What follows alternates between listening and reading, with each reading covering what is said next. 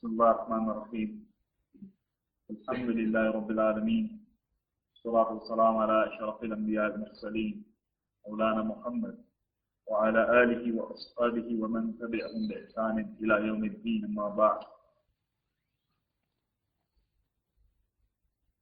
Now this is really the wrong time to ask, especially myself, or literally any Maulvi to deliver a talk. Because it's 3 o'clock, May iftar time. This is time when I get a bit hungry. And it results in me getting very anxious. So most of the brothers know me here. So if I say anything which I generally don't say, I'm ma'zul today. I'm excused.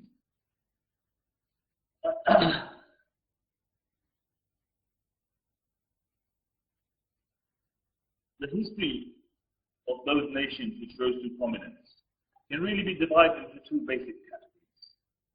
First are those nations which rose to prominence, but their rising to prominence wasn't based on any concrete or solid foundation. And examples of such nations are those nations which go up, like the smoke goes up. It rises to prominence, and then it disappears and it never comes back again. Or their example is like the froth which accumulates upon the water. Over a period of time it disappears and it never comes back again. And Allah subhanahu wa ta'ala recalls these nations in His Quran. The history of these nations are mentioned in the Quran, like the Ad, the Mahmood. You have even the Persian Empire. That if these nations ever want to regain prominence again, they will have to come back with a new philosophy. The second are those nations which gain prominence, and they gain prominence on the basis of solid concrete foundations. And their example is not like the froth which accumulates upon the sea, but their foundations are as deep as the sea itself. And their teachings are as vast as the seven seas. But if this group ever fall into decadence, they always have the ability to climb up again. They always have ability to climb out of that decadence. But when they are in that state of decadence, they can be like the Prophet ﷺ articulated 1400 years ago. Mufas as the fire says. Right? Not the froth is too quick. But the rubbish which accumulates within the froth. This is how the Prophet ﷺ articulated about his Ummah. He said, a time will come that you will be many in number, but the rest of humanity will regard you as ghufaq al-ghufaq says. Ghufaq is that, not the froth. The froth is too good. But the rubbish, the twigs and the leaves which accumulate within that froth. This is how the Prophet ﷺ said, the Ummah and the Sahaba radiallahu anhum asked, will we be small in number? The Prophet ﷺ said, no, you will be large in number, but the rest of humanity will regard you as the ghufar. Now there are two characteristics of the ghufar which I want to speak about. First is that the ghufar has no aim, it has no objective. It goes with the flow. Wherever the sea takes it, wherever the water takes it, it goes. And really that sums up the Muslim Ummah today. That the Muslim Ummah has no real direction today. It is torn between capitalism and communism. It is torn between tribalism and nationalism. It is torn between Western ideologies and their own values. It is even torn, unfortunately, through sectarian division. That those even who are practicing want to put the fatwa of kufr on each other. And nowhere do you find this greater than the university. Nowhere do you find this greater where you have a lot of energy, you have youngsters who have a lot of energy. But how do they channel that energy? It's generally channeled. They're very zealous and they have a lot of energy. And that energy, instead of using it to promote the Deen of Allah subhanahu wa ta'ala, it's spent on other Muslims.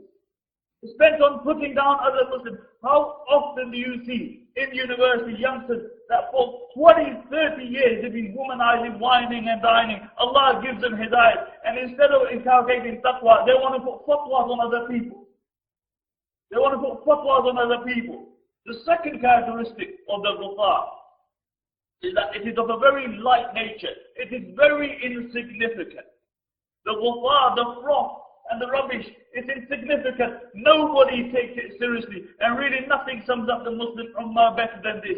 That we are over 1 billion in number. over 1 billion in number, but the rest of humanity regards our blood, our honor, our lives as light as the ghufar. They regard it as light as the ghufar. Who takes the Muslim life seriously? Today Fallujah, yesterday Chechnya, then Gujarat, then Kashmir, then Bosnia.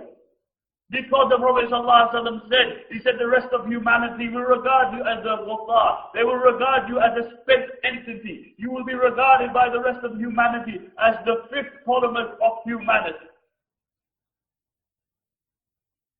Can brothers concentrate? Because you keep concentrating that way, then I'm going to start looking that way. And I'll turn that way and I'll speak to the brothers who walk in. The Prophet ﷺ said that you will be regarded as a ghufar, a spent entity, that the rest of humanity will regard your blood as very light, that they will regard you as insignificant. Yvonne Ridley mentions that when she went back to Afghanistan, the Americans thought that it was a Taliban stronghold and they bombed it. And the other locals knew it wasn't. They tried to assist. The Americans fought them back. And she mentioned the next morning, when the locals managed to reach this village, they found scores of Muslims there. And she mentioned that she spoke to the person who was in charge of this operation, and he only did was shrug his shoulders. And she said, I met a woman there who had 9 children. 9 children, and each one of them died. And it was like speaking to somebody who was the living dead. 9 children. And the next day the Americans gave, and for her 9 children, they gave her $1,000. For her 9 children. You compare that to the 2.7 billion that they took from the Libyan for the Lockerbie bombing. Why? Because the Prophet ﷺ said that you will be ghufar. The rest of humanity will regard your blood as light. But there was a time in the history of humanity when the blood of the believers had some value. The life and the honors of the believers had some value. And this was the time when the believers understood the words of the Prophet ﷺ. When the Prophet ﷺ was doing tawaf around the Kaaba. And he turned towards the Kaaba and he said, indeed you are sacred in the eyes of Allah subhanahu wa ta'ala. But know that the life and the blood of one person is more sacred than you. In another narration, the Prophet sallallahu alayhi wa sallam said, La zawalu dunya ahwanu ala Allah min qatli mar'in muslimin. That the destruction of the entire dunya is lighter in the eyes of Allah subhanahu wa ta'ala than the murder of one believer. That if the entire dunya was destroyed, I ask you, what would you say regarding a person whose intention it was to destroy the Kaaba? You would say he is the scum of the earth. He is a depraved person. In the words of the Prophet sallallahu alaihi wasallam, the blood of one believer is more sacred in the eyes of Allah subhanahu wa ta'ala than the Kaaba. And there was a time when the Muslims understood this. And this is why in the time of Mu'tasim, when he was a Khalifa, one Muslim lady was slapped in the Byzantine land. One Muslim lady. And he sent an entire army. And when she was slapped, she shouted, Wa Mu'tasimah! Oh Mu'tasim! And Mu'tasim sent the entire army for the honor of one Muslim lady. In the time of Umar ibn Abdul Aziz, rahmatullah alayh, one Muslim captive, prisoner, was dishonored by his Roman captives. And this news reached Umar ibn Abdul Aziz rahmatullah alayh. And Umar ibn Abdul Aziz rahmatullah alayh wrote a letter to the Romans and he said, before you put this letter down, release that captive. Otherwise, I will send an army which starts from here and ends with you. Why? Because they understood the words of the Prophet sallallahu alayhi wa sallam. لَزَوَالُ الدُّنْيَا أَهْوَنُ عَلَى اللَّهِ مِنْ قَتْلِ امْرَئٍ مُسْلِمٍ. That the destruction of the entire dunya is lighter in the eyes of Allah subhanahu wa ta'ala than the murder of one believer. There was a time in history when the economic prosperity which could be enjoyed in the Muslim land was unparalleled in the history of humanity. In the time of Umar ibn Abdul Aziz rahmatullah alayh, his governor of North Africa, Yahya bin Sa'id, went out to pay his zakat. He went out to pay his zakat. He went all over North Africa. He found not one person. He found not one person who was eligible for zakat. Then he went to look for the Zimmis. Zimmis are the non-Muslims who live under Muslim protection. And he found not one Zimmi who was eligible for zakah. It reminded me of the words of Umar ibn Khateeb radiallahu anhu. When he saw a Jew begging, an old man, he called the governor and he said, these people have been paying taxes all their lives and now he no longer can fend for himself. He begs and he rebukes the governor. And then Umar ibn Abdul Aziz, then Yahya bin Sa'id wrote a letter to Umar ibn Abdul Aziz, rahmatullah alayh. And he said, what shall I do with the money? There's nobody to take the zakah. What shall I do with my zakah money? And he said, find a slave and free a slave with that money. There was a time when people from this country, nowhere else, from this country would flock into the Muslim countries to embrace Islam. Nabi Battar in his book Islam in Britain, listen to the date, 1558 to 1685, mentioned that flocks of people from Britain, in those from 1558 to 1685, would leave Britain to embrace Islam because the honor that they would get, the economic prosperity that they would enjoy in the Muslim countries, they could not enjoy here. And they would flock to embrace Islam. And the church became so concerned that they would have these plays for the masses and they would depict those who had embraced Islam in the fire of Jahannam. And you look how Allah subhanahu wa ta'ala today has changed the situation. Who are the majority of people who seek asylum in the West? They are no other than the Muslims. And if you want to see the state of the Muslim Ummah, you want to see the state of the Muslim Ummah, then drive from here, drive all the way through Europe, to the tip of Spain, to a place called Tarifa. It's named after a Muslim. And you will find literally nobody who will want to rob you, nobody who will want to con you. And from Tarifa to Morocco, to Tangier, it will take you 35 minutes on a ferry. And I've done this myself. And you reach your first Muslim country. You reach your Muslim brothers, and you will see the world of difference. Your own Muslim brothers will want to rob you, they will want to cheat you, they will want to deceive you. You drive the other way, drive all the way to the tip of Italy, go from Italy to Greece, and hit Turkey, your Muslim country, your Muslim brothers, and you will see the chaos and the turmoil. Because this is the state of the Muslim Ummah today. And where did it start? Where did it start? It starts from home. This is what we teach our children. You've got to be sharp. You've got to be cunning. They see the parents doing this and naturally they inculcate this. Naturally they inculcate this because they see the parents doing this. They see the parents always want to conning other people. And as a consequence, these are the characteristics that they embody. There was a time in Islamic history that the most progressive civilization on the face of this earth was Muslim Spain. In 1000 Christian era, Spain, Andalus, Portugal, especially when it was at the height of its flowering, had over 2,000 homes, had over 200,000 homes, had over 50 hospitals, had public baths. The concept of public baths did not exist in the rest of Europe. It had libraries. And you could walk in each direction for 10 miles and you would come under street lamps.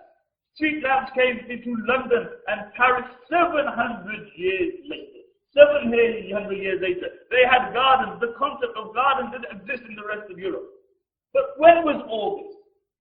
When was this? When did the Muslims flower? See, this was a time when the Muslims held on to the concrete teachings of this Deen, to the concrete teachings of the Quran. And the Prophet ﷺ articulated 1400 years ago that when you will leave your teaching of this Deen, then what Allah will do to you. The Prophet ﷺ said, regarding when the believers will leave the Quran, he said, "Man tarakahu min jabbarin qasmahu Allah, wa man ibtaqa al-huda fi ghayrihi adallahu Allah." He said, whoever leaves the book of Allah through arrogance because he believes that his success lies in some ism which emanates from his id, that Allah will break his neck.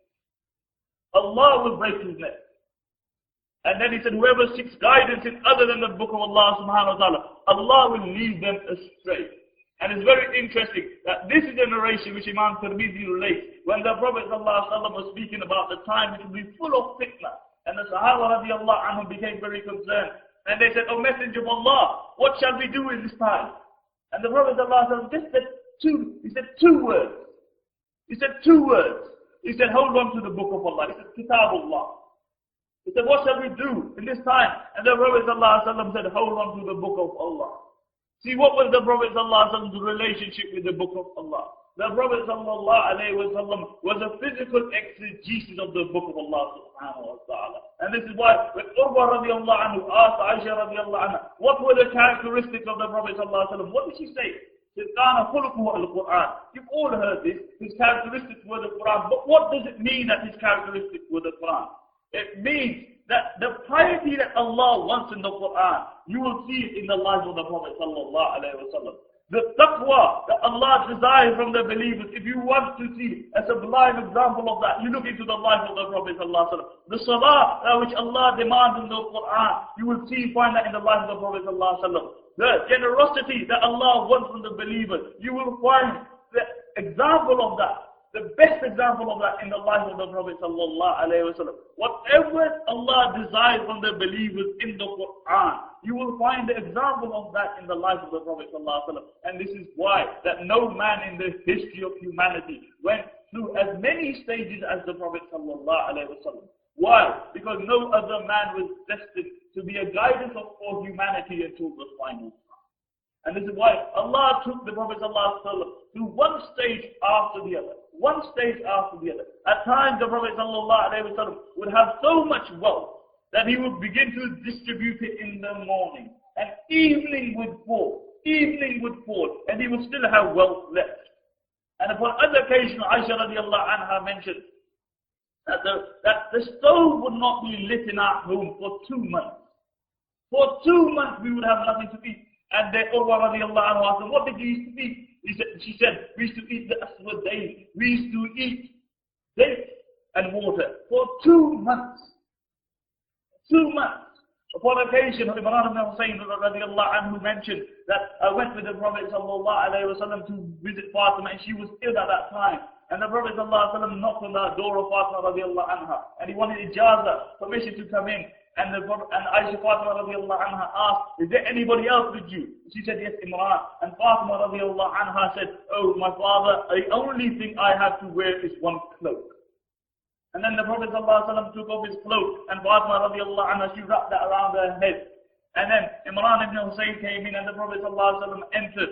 And the Prophet ﷺ said, oh, my daughter, how are you? How are you? And she said, oh my father, I'm pain, and the situation is exasperated by the fact that I have nothing to eat. And Imran ibn Hussein mentioned that the Prophet ﷺ began to cry, and Fatima radiallahu anha began to cry, and seeing them, I began to cry.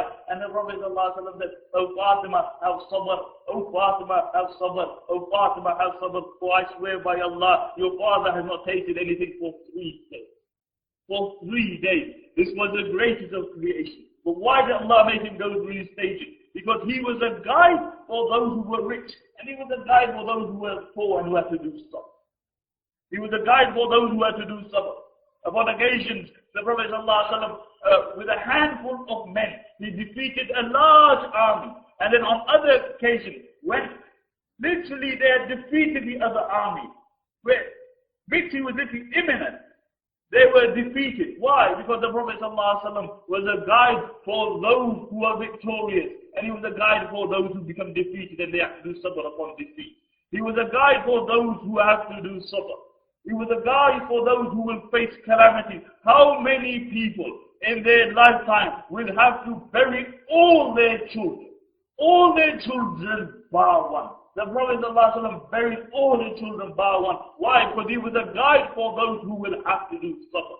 He was a guide for those who will have to show forbearance and forgive other people. And this is why when Wahshi came to the Prophet ﷺ, and Wahshi was the one who killed the uncle Hamza radiallahu anhu of the Prophet ﷺ, the beloved uncle of the Prophet ﷺ. And when Wahshi came in front of the Prophet ﷺ, what did the Prophet ﷺ do? He forgave him, because he was a guide for those who have to forgive.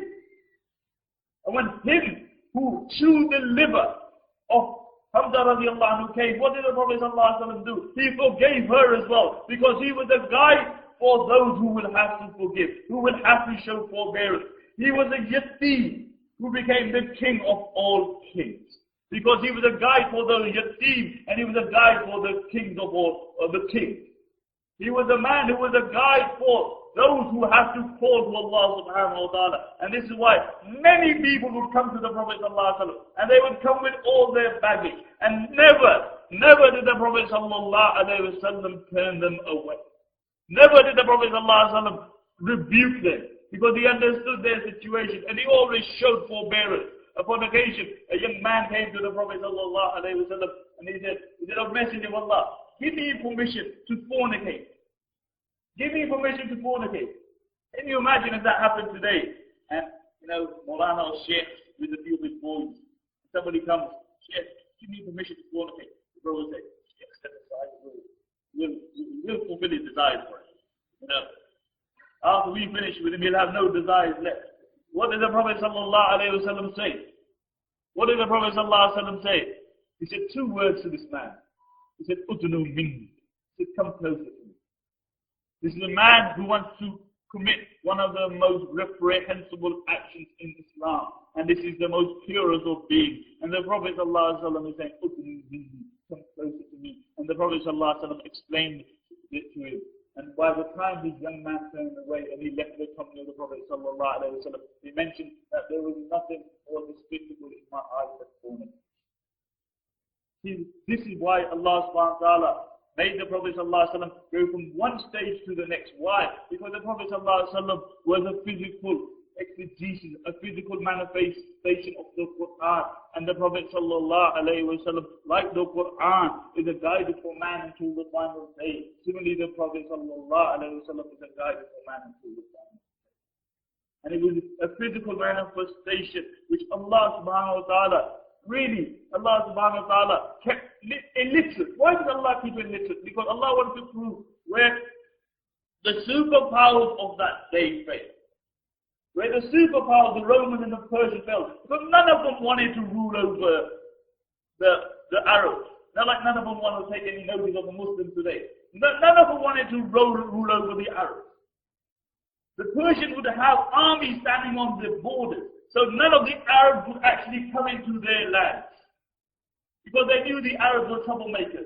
And Allah subhanahu wa ta'ala sent the Prophet who was unlettered. And it would be no exaggeration to say that literally every person here could read better than the Prophet ﷺ. It would be no disrespect to the Prophet ﷺ. On the occasion of Sulh al-Hudaybiyah, when the Prophet ﷺ was dictating to Ali ibn Talib radiallahu anhu, and he was dictating to him, and Ali radiallahu anhu was writing, and when they sealed the treaty, the Prophet ﷺ said, "Write Muhammad Rasulullah," and Ali radiallahu anhu wrote Muhammad Rasulullah. Suhail ibn Amr, who was an ambassador on behalf of the Mushrikeen, he said, "Oh Muhammad, if we had believed you to be the Rasul of Allah, then we wouldn't have had this problem in the first place." And he said, "Cross out the word Rasulullah." And the Prophet ﷺ turned to Ali radiallahu anhu, and he said, "Oh Ali, cross out the word Rasulullah." And Ali radiallahu anhu, for the first time in his life and the last time in his life, he refused to obey the Prophet ﷺ. And he said, "Oh Messenger of Allah, they may not regard you as the Messenger of Allah, but I do." And then the Prophet ﷺ took the pen from the hand of Ali radiallahu anhu, and he said, "Oh Ali, where is the word Rasulullah? Hold my hand and take it over the word Rasulullah." And Ali radiallahu anhu, he held the hand of the Prophet ﷺ, and he took it over the word Rasulullah, and then the Prophet ﷺ deleted the word Rasulullah. He couldn't even read the words Rasulullah, but he transformed a group of people who were regarded by the rest of humanity as the Asfal Safili, who were regarded as really the fifth columns of humanity, a spent entity. Nobody took serious because of their hideous actions, because of what they would get up to. Imam Darby has related this sunnah. A man came to the Prophet ﷺ, and he sat next to the Prophet ﷺ, and he said, "Oh Messenger of Allah, in my days of Jahiliyyah, I had a daughter, and this daughter loved me like any daughter loved her father. And upon occasion, I took her to the corner of the city, and I began to dig a ditch. And seeing her father begin to dig a ditch, she began to dig as well. And then I began to perspire, and she began to wipe the perspiration of my forehead. And when I had dug the ditch, I threw my own blood into the hole, and I began to bury alive. And she was saying, 'Ya Abati, Ya Abati, Ya Abati.' and I buried my own daughter alive. The narrator mentioned the Prophet ﷺ wept so much that all his beard became drenched with tears. Regarding this same Sahabi, Shaykh Abul Hasan Nadwi rahmatullah alayhi mentioned that after embracing Islam, he was physically wounded in the battlefield. And his family found him and they brought him some water. And he was about to place that water on his lips. And he heard the cry of another Muslim. And he insisted that the water be taken to the other Muslim first. And they went and they gave the water to the other Muslim. And by the time they came back to him, he had passed away. See, what was it which transformed a person? What was it which transformed a person from burying his own blood alive to giving his life for a person he didn't know? What was it which transformed people like Umar ibn Khattab radiallahu anhu from Adul Mu'mineen to Amirul Mu'mineen, from the enemy of the believers to the leader of the believers? What was it which transformed people like Khalid bin Walid radiallahu anhu from Aduullah into Saifullah, from the enemy of Allah into the sword of Allah? What was it which removed the entirety of the Arab Peninsula from Ibadatul Ibad ila Ibadatul Rabbil Ibad, from the servitude of man to the servitude of the Lord of man? What was it? It was the sublime teaching of the Deen communicated through the sublime character of the Prophet sallallahu alaihi wasallam. That those people who were the most ardent enemies of Islam, when they would sit in the company of the Prophet sallallahu alaihi wasallam, he would melt their hearts. And this is why the Prophet ﷺ said, the thing which will take the majority of the believers into Jannah are two things. One is taqwa, and the second is good characteristic. See, taqwa's relationship is with man and Allah subhanahu wa ta'ala, while good characteristic is man's relationship with other human beings. In another narration, the Prophet ﷺ said, أَكْمَلَ الْمُؤْمِنِينَ إِيمَانًا أَحْسَنَهُمْ خُلَقًا, that those who are the most perfect in their belief are those who have the best. And really, this is a dimension of the Deen that we never take seriously. We know Salah is a part of Deen. We know Sawm is a part of Deen. We know Hajj is a part of Deen. We know the Tilawat al-Quran is a part of Deen. But how often do we regard being a good mu'min, being a good character as a part of Deen? Although if you look into the life of the Prophet sallallahu alaihi wasallam, and when the Prophet sallallahu alaihi wasallam stood on the mountain of As-Suffa, when he was given the hukam to call the mushrikeen openly, and he stood on the mountain and he called the believers, and he called the mushrikeen, and he told them, if I was to tell you that behind me there is an army which is ready to attack you, would you believe it? And in one voice they said, indeed, because you are Sadiq, you are Ameen. When the mushrikeen wanted to give an example of a person who had an upright character, they would say, look at Muhammad sallallahu alayhi wa sallam. See, he had, before Nabuwwah, he had won the hearts and the minds of the mushrikeen because of his character. And this is the dimension of the Deen that we never take seriously. We never think, our characteristics. People, we're in the spotlight now, and people are looking at the believers. What kind of character do the believers have? How often do we take this seriously?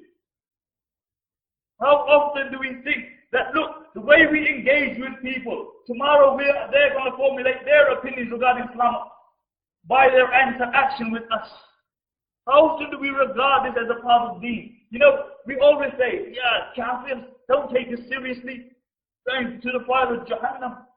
But have you ever thought that because of your characteristic, a Kafir may have formulated his belief regarding Islam and he wants nothing to do with Islam? And it's like the Prophet ﷺ said, that if you guide a person, he said to Ali radiallahu anhu, it is better than red camels. These were the Maseretis, the Rolls Royces of that time. Similarly, if you lead a person astray because of your characteristics, then similarly, if Allah forgives you, that's up to Allah subhanahu wa ta'ala. But there's a possibility that Allah will take you into account because of your characteristics. And we need to really put ourselves in the shoes of these people. These are a group of people who go to a schooling system which really breaks them of any God consciousness, who live in families which are either agnostic or atheists, and who are bombarded with negative images of Islam. And when they meet the Muslims, all those negative images are confirmed. All those negative images. If they go to Sparkbrook, Sparkhill, Small Heath, they can see all the chaos. It takes you half an hour to drive from one side of Alimiyyah Road to the other side of Alimiyyah Road. Why? Because everybody's double parking. Masjids are having a chat on the side of the street. And this is a reality. But this is how these people formulate their perceptions regarding us. This is how these people become art. They think, fine, what we see on the TV set is a reality. And similarly in universities, really. And don't say Maulvi doesn't know what goes in university, because I've been through the system. I know what happened in university. I've seen, the zealous youngsters who have been spending 20, 25 years whining, dining, womanizing. Allah gives them hidayah. And then all of a sudden, they think they are going to go straight into Jahannam, and everybody is Jannah, and everybody else is going into Jahannam. And you see that they have a chip on their shoulder. Deen is meant to make you humble. And instead of becoming humble, you have a chip on your shoulder. Everybody, forget it, the kafirs are going to go into Jahannam. So therefore no time for them. Kafir, kafir, kafir. And as far as the Muslim, besides him and his clique, everybody else is going to go into Jahannam. This is a reality. And fatwa, fatwa, fatwa. He reads a few English books, and all of a sudden we have the Mufti of England. This is a reality. It's a sad state of affairs. Because if you look into the life of the Prophet ﷺ, those who were his most ardent enemies, when they sat in the company of the Prophet ﷺ, the Prophet ﷺ melted their heart. And this is a reality. Prophet ﷺ had a Jew as a neighbor. He had a Jew as a neighbor. And what the Jew would do is every day, without fail, he would place thorns in the path of the Prophet ﷺ with the hope that when the Prophet ﷺ went out to relieve himself, the Prophet ﷺ, one of these thorns would prick the Prophet ﷺ. And upon occasion, the Prophet ﷺ heard that the son of the Jew was ill, and the Prophet ﷺ hurried to his house and he knocked on the door, and the father opened the door. What must have gone through the mind of the father, whose his life ambition it was to harm the Prophet ﷺ? The Prophet ﷺ entered the house, and he sat by the side of the young child, and he said, "Oh my son, bear witness that there is no God but Allah, and I am his messenger, and I will bear witness on the day of judgment. I will intercede for you on the day of judgment." And the child began to look at his father. His father, whose life ambition it was to harm the Prophet ﷺ. When he saw the characteristic of the Prophet ﷺ, his heart melted. And he said, "Obey what Muhammad tells you, sallallahu alayhi wa sallam." And the child recited the kalima, and shortly after this he passed away. And the Prophet ﷺ, he left the house, and he was in an elated mood.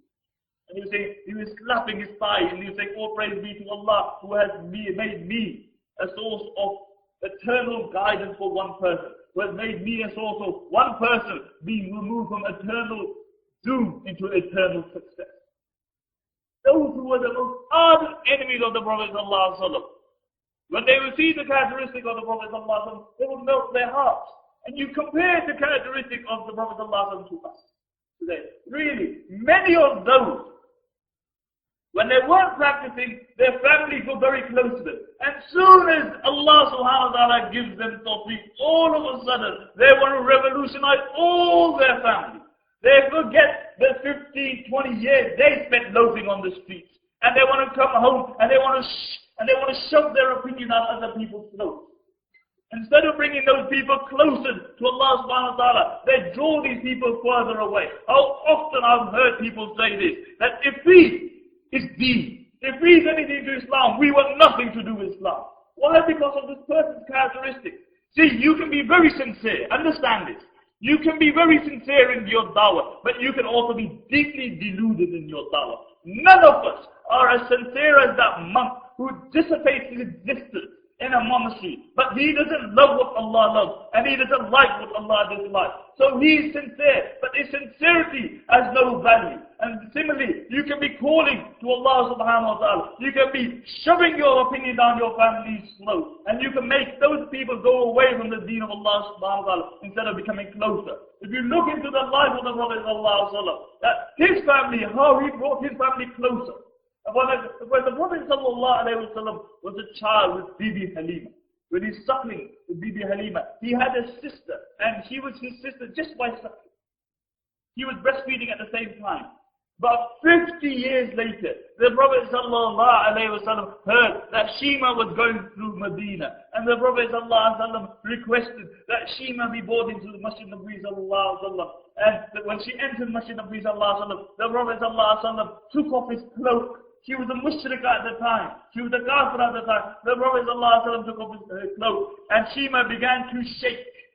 Shima began to shake. And the Prophet ﷺ said, "Oh Shima, what are you shaking for? Shima, what are you shaking for?" And she said, "Oh Muhammad, I heard you are a king now. And I am the daughter of a poor lady." And the Prophet ﷺ said, "Oh Shima, I too am the son of a poor lady." And then the Prophet ﷺ made her sit on his cloak. And he showed her his foot where she had bitten whilst they were a child. And the mark was still there. And then the Prophet ﷺ took her home and he introduced her to Aisha radiallahu anha. And when it was time to go, and she was still a mushrik at that time. When it was time to go, the Prophet ﷺ sent her with a camel laden with goods. And when Shima reached her village, she gathered the women of her village. And she said, "O women of the world, know that no sister has been given a brother like I have. And I bear witness that there is no God but Allah. And my brother is his messenger." See, this is how the Prophet ﷺ made people's hearts melt. And you compare that with us today. And the reality is, because there's no real guidance. Allah gives a brother a hidayat, and he chills out with his other friends who Allah has given hidayat.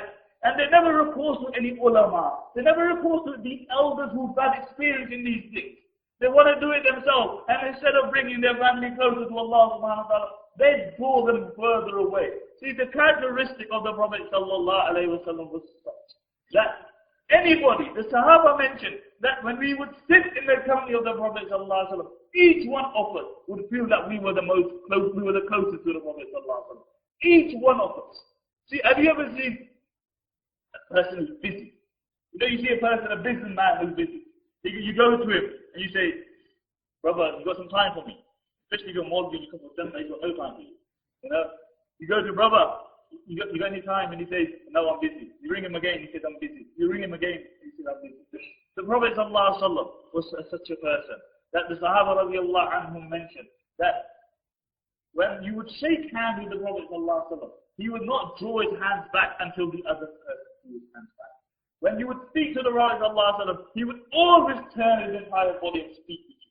Was there any man in the history of humanity who was as busy as the Prophet ﷺ? Was there any man who had the responsibility of the entirety of humanity as the Prophet ﷺ? Was there any other man who was rahmatan lil alamin besides the Prophet ﷺ? Now look at the time that the Prophet ﷺ gave other people. He afforded them so much time that each Sahabi would say that we felt that we were the closest to the Prophet ﷺ. We were the closest to the Prophet ﷺ. Upon occasion, Amr ibn As radiallahu anhu, he was in the company of the Prophet sallallahu alayhi wa sallam, and the Prophet sallallahu alayhi wa sallam showed him so much love and so much affection that he felt that he was the closest person to the Prophet sallallahu alayhi wa sallam. And he asked the Prophet sallallahu alayhi wa sallam, seeing the love that the Prophet sallallahu alayhi wa sallam gave him, he said, "O Messenger of Allah, am I better than Abu Bakr?" And the Prophet sallallahu alayhi wa sallam said no. He said, "O Messenger of Allah, am I better than Umar?" And the Prophet ﷺ said no. He said, "Oh, am I better than Uthman?" And the Prophet ﷺ said no. And then he mentioned that I wish I hadn't asked the Prophet ﷺ this question. But the reality was that the Prophet ﷺ afforded him so much love and affection that he felt that he was the most important person on the face of this earth. The reality is that those who stayed in the company of the Prophet ﷺ for even a moment, they saw the virtue of the Prophet ﷺ. Upon occasion, the Prophet ﷺ was walking with a Bedouin, and he had never seen this Bedouin before. And the Prophet ﷺ walked past a tree, and he broke a branch for the miswak, and then he broke it into two pieces, and one was straight, and the other one was crooked. And he gave the straight one to the Bedouin, and the Bedouin asked, "O Messenger of Allah, why did you keep the crooked one and give me the straight one?" And the Prophet ﷺ said, "Inna al-abda sayusalu an safati sa'atin." Man will be asked regarding a moment of companionship. And when I'm asked regarding this moment, I want to say I gave you preference over myself. So this is a man who wanted every single moment of his life to go into a positive account. Because he understood the reality is, forget human beings. Even the inanimate objects saw the virtue of the Prophet sallallahu alaihi wasallam. The inanimate objects saw the virtue of the Prophet sallallahu alaihi wasallam. What the Prophet sallallahu alaihi wasallam would do, when he would give the Jummah khutbah, he would lean on a tree. and give the khutbah. And a lady came to the Prophet ﷺ and she said, "Oh Messenger of Allah, if you wish, I will make a pulpit for you." The Prophet ﷺ agreed. And this lady made a pulpit for the Prophet ﷺ. And the next Jummah, when the Prophet ﷺ ascended the pulpit, the narration is tawatur. A tawatur narration is that narration where many people narrate the narration. So there's the Jummah Salah. And the Sahaba radiallahu anhu mentioned that they heard a crying noise from the tree. There's a crying noise from the tree. And then each Sahabi, they mentioned in their own words, some Sahabi mentioned that it was crying like a small child who had lost his mother. Other Sahabi mentioned it was crying like a she-camel which was about to give birth. Others mentioned it was like crying like a she-camel whose child had been taken away from it. Others mentioned it was shaking. It was shaking as though it was about to explode. And then the Prophet ﷺ descended from the pulpit and he embraced it. He hugged it. And slowly the sobbing stopped. And then the Prophet ﷺ gave it an option that it could be a tree in Jannah, which will be watered by the waters of Jannah, and the awliya and the anbiya will eat from its fruit, and it chose to be a tree in Jannah. Hasan Basri rahmatullah alayhi mentions that if this is that love that a tree has for the Prophet ﷺ, then what should be the love that the believers have for the Prophet ﷺ? What should be the love that the believers have for the Prophet ﷺ? The reality is that we have no time to learn about the life of the Prophet ﷺ. And this is the reality. You know, we go around it. Deen is haqq, Islam is haqq, Quran is haqq. I ask you, how many people, educated people here, educated, cream of our crop, Birmingham University, in the top 10, mashallah. I ask you, how many people here have read a life of the Prophet ﷺ from cover to cover? You regard him as Rahmatul Alameen. You regard him as your Savior. But how many people here have ever taken out the time to read a book on the life of the Prophet ﷺ? We know about all those things that we don't know about. You know, we know about the Beckhams of this dunya. We know that his son's called Brooklyn. Son, is it? Son or daughter? Yeah, this guy thinks, I don't know. One called Brooklyn, I think the other one Islamabad, or is it Bombay? We know all this. But one thing we don't know about is the life of the Prophet ﷺ. How many people know the name of, how many people before this talk knew the name of the sister of the Prophet ﷺ? That the Prophet ﷺ actually had a sister. How many people knew this? But the reality is we know about those things we don't need to know about. See, society will always tell you, look, love those who are compassionate. Love those who are generous. Love the likes of Geldof. And really, if even a kafir has a good characteristic, we should like that characteristic. Because the reality is that people like Bob Geldof have done more for those who are without, the Quran defines as my sister and your sister, me. And this is the reality. Those who are dying in Ethiopia, how much did we do? How often do we lose a minute of sleep over those who are dying in Ethiopia? But you compare the compassionate and the generosity of Bob Geldof to the Prophet ﷺ. So when the Prophet ﷺ was on his deathbed, he had a few dirhams. And he told Aisha radiallahu anha, he said, Aisha, give those dirhams in the path of Allah. And Aisha radiallahu anha mentioned that I was busy attending to the Prophet sallallahu alaihi wasallam and I had no time. And then later on the Prophet sallallahu alaihi wasallam said, oh Aisha, have you given those dirhams in the path of Allah subhanahu wa ta'ala? And Aisha radiallahu anha said no. And the Prophet sallallahu alaihi wasallam said, no Aisha, what will I do on the day of judgment? When I will stand in front of Allah subhanahu wa ta'ala. When I will stand in front of Allah subhanahu wa ta'ala and I have wealth in my possession. He didn't want to leave this dunya having a few dirhams in his possession. And Aisha radiallahu anha mentioned, the day the Prophet sallallahu alaihi wasallam passed away, we didn't even have oil to burn the lamp. The society will tell you, love those who are good looking. Love those who are good looking, although good looks are from Allah subhanahu wa ta'ala. The real characteristic is the characteristic of sinner. You know, they tell you, beauty is only skin deep. Money can't buy happiness, but they don't believe it.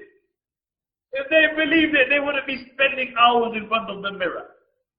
If they believed it, they wouldn't be working like the way they do the rat race that we see around us. And many Muslims are also caught up in it. No time for the Deen of Allah subhanahu wa ta'ala. No time for your community. No time for your society. No time for your children. But you're caught up in the rat race. And this is what society will tell you. Look good. You've got to look. You've got to conform to a societal norm. You have to look in a certain way. And this is why, you saw those posters that they have. You have a nip here and you have a tuck here. That guy, that poster where he looked like a 2-liter Coke bottle. And opposite him, they had a guy, looking good. This is what society, this is the societal norm that you have to conform to. But if you want to love those who aren't so good, like society will tell you, like the Beckhams and the Victorias, then you look at the beauty of the Prophet sallallahu alaihi wasallam. Jabir radiallahu anhu mentioned that I looked at the Prophet, I saw the Prophet sallallahu alaihi wasallam on the night of the full moon, and I looked at the face of the Prophet sallallahu alaihi wasallam, and then I looked at the moon, and then I looked at the face of the Prophet sallallahu alaihi wasallam, and then I looked at the moon, and then I looked at the face of the Prophet sallallahu alaihi wasallam, and then I looked at the full moon. And he says, I swear by Allah, I came to the conclusion that the face of the Prophet sallallahu alaihi wasallam was more beautiful than the full moon. Aisha radiallahu anha mentioned that if the women of Zulaykha had seen my Muhammad sallallahu alaihi wasallam, they wouldn't have cut their fingers, they would have cut their hearts. You know who the women of Zulaykha are? The women of Zulaykha are. See, Zulaykha was that woman who tried to seduce Yusuf alayhi salatu wasalam. She tried to seduce him. And because she was the wife of the governor, all the other honorable women, noble women started saying, if you wanted to fall in love, we should have fallen in love with a nobleman. How could you fall in love with a slave? You fell in love with a slave. Like they say, how could the Rajas, the Mughals, fall in love with anybody lesser than them? So, what she did, she gave these women apples. And she told them to cut the apples. And she told Yusuf alayhi salatu wasalam to walk past. And they were cutting the apples. And when they saw the beauty of Yusuf alayhi salatu wasalam, and they became so immersed in the beauty of Yusuf alayhi salatu wasalam, they cut through the apples and they began to cut their fingers and they felt no pain. Aisha radiallahu anha mentioned, if the women of Zulaykha had seen my Muhammad sallallahu alayhi wa sallam, they would have cut their heart and felt no pain. See, society will tell you, like those who are macho, macho men, like the Tysons, like the Amir Aziz, like the Rock. Nowadays you used to have, before Allah gave us Hidayat, we used to have the big daddy. I know it's far before your time, maybe over 40 there, but because we used to have the big daddies and the giant haystack. And I could never figure out how a 20-something stone guy belly flops somebody and doesn't break his ribs. But now I understand he's all the hype. And the hype gets worse because the Dajjalic era is getting closer. And this is why today you have the Rock. The Rock. Body like a rock. Brain like a rock. And heart like a rock. But this is what you have today. The Rock. And these are the people that you must aspire to. So you take your steroids so you can pump some more iron. In the gym 3-4 hours. Brothers spend more time in the gym than they spend in the masjid. Brothers spend more time on the muscle than they spend on their heart. And this is the reality. Your muscles are only limited to this dunya. But if you want to see a man who stood up for the haqq and stood up for the truth, then you look at the Prophet sallallahu alaihi wasallam. There was a wrestler amongst the Arabs, and this was the undisputed wrestler amongst the Arabs. His name was Ghufran. And upon occasion, he told the Prophet sallallahu alaihi wasallam, he said, Oh Muhammad, if you defeat me, he said it mockingly, if you defeat me, I will embrace Islam. And the Prophet sallallahu alaihi wasallam flattered. And Ghufran got up and he said, give me another chance, because he couldn't believe what happened. And then the Prophet sallallahu alaihi wasallam knocked him to the floor again. And Ghufran stood up and he was dazed. And the Prophet sallallahu alaihi wasallam said, Oh Ghufran, if you hang around with me, I will show you things which are even more amazing than this. And Ghufran said, what could be more amazing than this? And the Prophet ﷺ indicated to a tree. And the tree ripped through the earth and they came to the Prophet ﷺ. And they bear witness that they know God but Allah and Muhammad is the messenger. And the Prophet ﷺ turned to Ghufran. He said, Oh Ghufran, I told you, you hang around with me, I will show you things which are more amazing than me bashing you. And we'll see my own words. So these are the people. See, logic. See, if anybody has a positive character, and you look into the life of the Prophet ﷺ, you will find that same positive character, but to a superlative nature, to a superlative form. And therefore, logically, you come to the conclusion, yes, Bob Geldof is generous, but his generosity to the Prophet ﷺ compared to the Prophet ﷺ is nothing. Yes, other people are strong, but they are strong for the dunya. The Prophet ﷺ was strong for the truth. And this is what believers should do. If you are training, you should be training for the sake of Allah subhanahu wa ta'ala, that you can serve the deen of Allah subhanahu wa ta'ala, and you can remain hungry. Not so you come somewhere you want to wear your short sleeves and flex a bit of muscle. I hope I'm not offending people here, because there's a group of people who are laughing here, and I hope they're laughing at themselves. But the reality is, my dear brothers, I've exceeded time. The reality, my dear brothers, is that you are at university, you are the king of our God. This is the reality. Tomorrow, you are the people who are going to go out in the community. You are going to be the leaders of our community. And therefore, we need people who can thrive in our faith, to serve Allah subhanahu wa ta'ala, who can be a guide for our community. The you people, along with the imams, along with the Maulvis, will be the guides for our community. And if you know nothing about the deen of Allah subhanahu wa ta'ala, see, we have enough, and I don't mean it literally, but we have enough coconuts. This is the reality. We have enough of those who are totally white inside. Totally white inside, and unfortunately they were born brown, so they can't do anything about it. But we have enough of those. We need people who understand that they live in this dunya for a short period of time, and it is the hereafter that they aspire for. Allah subhanahu wa ta'ala says in the Quran, "La tansa nasibaka min ad-dunya." Do not forget your portion of this dunya. And Imam Qurtubi mentioned that your portion of this dunya is your qismah. That the only thing that you will take with you from this dunya is your qismah. Your true shroud, that is your portion of your dunya. Upon occasion, Isa alayhi salatu wasalam, he saw the dunya embellished like a beautiful woman. And he asked, he said, "Who are you?" He said, "I'm the dunya." And Isa alayhi salatu wasalam asked, he said, "How many partners have you had? How many partners have you had?" She said, "I've had billions of partners." And then he asked, "To how many have you been faithful?" He asked, "How many have you been faithful to?" He said, "None." And Isa alayhi salatu wasalam said, "A fool is he who falls in love with you after he has seen what you have done." Finally, I'll finish with the example that Imam Ghazali rahmatullah alayhi gives regarding the dunya and man. Because we are here for a short period of time. And therefore we must do amal that when we go into the front of Allah subhanahu wa ta'ala, that we reap the rewards of our amal. Imam Ghazali rahmatullah alayhi mentioned that there was a man walking through the desert. And he turned around and he saw a lion running behind him. And he runs. And he came to a well. And he jumped into the well. And while he was falling to the well, he managed to grab a rope. And the lion's still waiting at the top of the well. And then he sighs, takes a breath, and he looks down. And beneath him, he sees a large serpent with his mouth open, ready for him to fall. And then, after a while, he's waiting there. He sees two mice, a black mouse and a white mouse. And they begin to nibble at the rope. And he looks up, he sees the lion. He looks beneath him, he sees the serpent. And in front of him, he sees a honeycomb. And he sticks his finger into that honeycomb. And he places that honey upon his lips.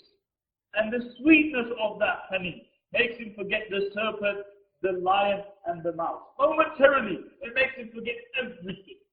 Imam Ghazali rahmatullah alayhi mentions that the lion is death, which is always after you. And the serpent is your grave, which every person will fall into. And the white mouse is the day. And the black mouse is the night. And the rope is your life. And they are nibbling away at it. When 1 second goes by, it will never come back again. And the honey is the dunya. And often what the believers do is that they place the honey upon their tongue. And the sweetness of the dunya makes them forget their qabr, makes them forget their death. It makes them forget that they will have to stand up for Allah subhanahu wa ta'ala. Allah subhanahu wa ta'ala make us from amongst those who learn the precepts of the Prophet sallallahu alaihi wasallam and follow them. Allah subhanahu wa ta'ala make us from amongst those who learn this deen of Allah subhanahu wa ta'ala and then we inculcate it into our lives. May Allah subhanahu wa ta'ala keep us united in this dunya May Allah subhanahu wa ta'ala reunite us in Jannah.